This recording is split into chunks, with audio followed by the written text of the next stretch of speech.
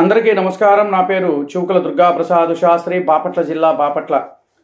అయ్యా, ఈ రోజున మీ ముందుకు ఒక విశ్లేషణతో నేను ఈ రోజున మీ ముందుకు వస్తున్నాను. డిసెంబర్ నెలలో మౌంచింగ్ తుఫాను వచ్చిన విషయం అందరికీ తెలిసిన విషయమే. ఆ తుఫాను వల్ల అనేక మంది రైతులు పంట నష్టపోయి అలో లక్ష్మణ అని చెప్పంటూ చాలా బాధపడుతున్న విషయం సామాజిక మాధ్యమాలను మనం చాలా చూసాం. జరిగిన 2 రోజుల వరకు కూడా ఆ నియోజకవర్గాలకు సంబంధించిన ఎమ్మెల్యేలు కానీ ఎంపీలు కానీ వాళ్ళు ఆ రైతులను పరామర్శించిన దాఖలాలు అయితే ఎక్కడ మనము చూడాల. ఎందుకంటే వీళ్ళు వెళ్తే ఖచ్చితంగా వీళ్ళ ఫోటోలు కానీ వీళ్ళ వీడియోలు కానీ ఖచ్చితంగా రిలీజ్ చేస్తారు. ఆ సంగతి మనందరికీ తెలిసిన విషయమే. కానీ వీళ్ళు వెళ్ళలా. 2 రోజుల తర్వాత బాపట్లకి మన రాష్ట్ర ముఖ్యమంత్రి వర్యులు వైఎస్ జగన్మోహన్ రెడ్డి గారు సుడిగాలి పర్యటనకు వచ్చిన సంగతి మనం సామాజిక మాధ్యమాల్లో మనం కూడా చూసాం. ఆ సంగతి మాకు తెలుసు. పోనీ వచ్చిన వాళ్ళు రైతు పంట పొలాల్లోకి వెళ్ళి పంట ఎలా నష్టం జరిగింది అని చెప్పి నేను చూసారా? ఒక రైతులతో మాట్లాడారా? లేదు.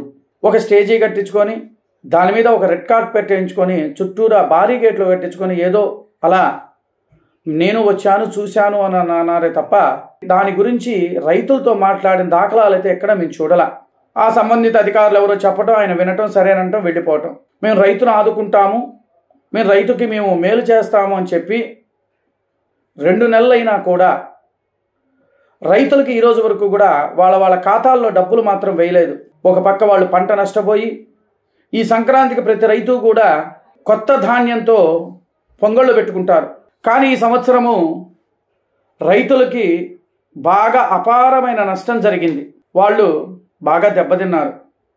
వాళ్ళు పండగ చేసుకుందామన్నా కూడా వాళ్ళ ఆర్థికంగా కానీ, ఎందుకంటే రైతు పంట నష్టం వస్తుందా అన్నా కూడా రైతు పంట మీదే పెడతారు ధనాన్ని.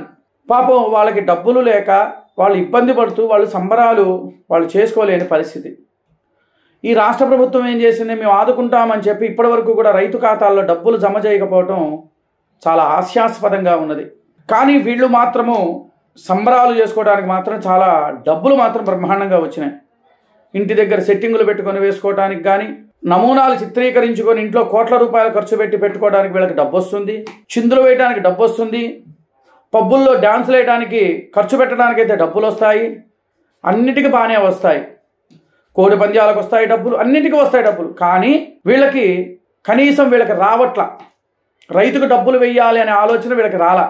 మరి ఈ ప్రభుత్వం చెప్పుకుంటుంది కదా, మాది రైతు ప్రభుత్వం, మీ రైతును ఆదుకుంటాము అని చెప్పేసి వీళ్ళు స్పష్టతగా గగ్గోలు పెట్టి చెప్తున్నారు కదా. మరి ఎందుకు రైతును ఆదుకోవటం లేదు? అంటే రైతు దేశానికి వెన్నుముక అని చెప్పుకోవటం వరకేనా? మనము రైతును ఆదుకునే పరిస్థితి మనకి లేదా? ఆ రైతే లేకపోతే ఈ రోజున మనం జీవించడానికి మనకి ఏ విధంగా మనకి ఉంటుందో ఒకసారి మీరు ఆలోచించండి. వాళ్ళు పండించిన పంటలే కదా మనం తింటుంది. అలాంటిది ఆ రైతును ఆదుకోవడానికి వీళ్ళ దగ్గర డబ్బులు లేవా? 2 నెలలైనా కూడా వీళ్ళకి డబ్బులు వేయటానికి ఎందుకు వీళ్ళ దగ్గర అంత అశ్రద్ధ చేస్తూ ఉన్నారు? రాష్ట్ర ప్రజలారా, నేను చెప్పింది అవునా కాదా, మీకు నేను చెప్పింది కరెక్టు అని అనిపిస్తే ఖచ్చితంగా మీరు ఈ యొక్క వీడియోని లైక్ చేయండి, షేర్ చేయండి, 10 మందికి తెలియజేసి రాష్ట్ర ప్రభుత్వానికి మనము తెలియచేద్దాము. రైతులను వీళ్ళు ఎంత అశ్రద్ధ చేస్తున్నారో ఇప్పటికైనా తెలుసుకుందాం. రైతు లేనిది మనము లేము. రైతే దేశానికి వెన్నుముక. జై జవాన్ జై కిసాన్ అనే నిదానంతో మనం ఉంటాము. కానీ వీళ్ళు జై కిసాన్కి అన్యాయం చేస్తున్నారు. ఆ రైతు అనేది లేకపోతే మన మనుగడే ప్రశ్నార్థకంగా తయారవుతుంది. కనుక రాష్ట్ర ప్రజలారా, నేను చెప్పింది అవునా కాదా అని మీరు స్పష్టతగా నేను చెప్పింది ఒక అవునా కాదా మీరు నిర్ణయం చేయండి. మీకు నచ్చినట్లయితే ఈ వీడియోని లైక్ చేయండి, షేర్ చేయండి.